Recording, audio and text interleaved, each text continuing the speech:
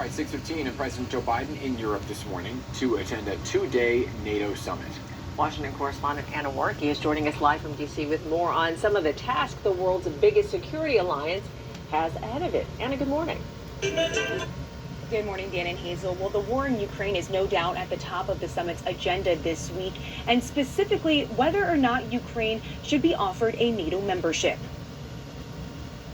President Joe Biden said on CNN that he doesn't think Ukraine is ready for a NATO membership. I don't think there is unanimity in NATO about whether or not to bring Ukraine into the NATO family now, at this moment, in the middle of a war. The president says the war in Russia needs to end first, and the country needs to meet a list of requirements in order to qualify for a membership into the world's biggest security alliance. And it's going to take a while. In the meantime, President Biden says the U.S. and its allies will continue to provide Ukraine the weapons it needs to fight Russia.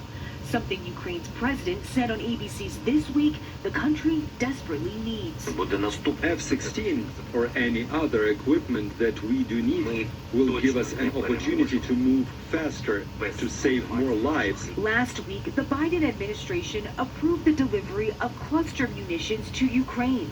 Texas Republican Congressman Michael McCall applauded the decision. These weapons would be a game changer. They are highly effective. Cluster bombs should never be used. That's crossing the line. But California Democrat Barbara Lee called the explosives too dangerous for civilians. They don't always immediately explode. Children can step on them. Still, President Biden defended the decision and says getting Ukraine the ammunition it needs is a top priority. President Biden is in London today, where he will meet with the Prime Minister and King Charles before heading to Lithuania later tonight for the NATO summit. For now, live in Washington, I'm Anna Wiernicki. Dan and Hazel, back to you. You know, Anna, because there's so much talk about Ukraine, does President Volodymyr Zelensky plan to be in attendance at the NATO summit this week?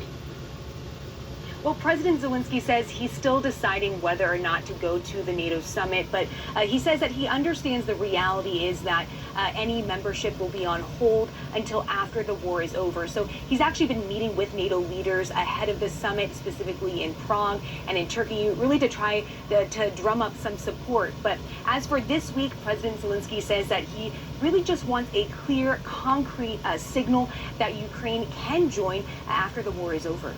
Understood. All right, to be continued. Thank you, Anna. I appreciate it. 6:18, everybody, and you are never more than 10 minutes away from weather and traffic.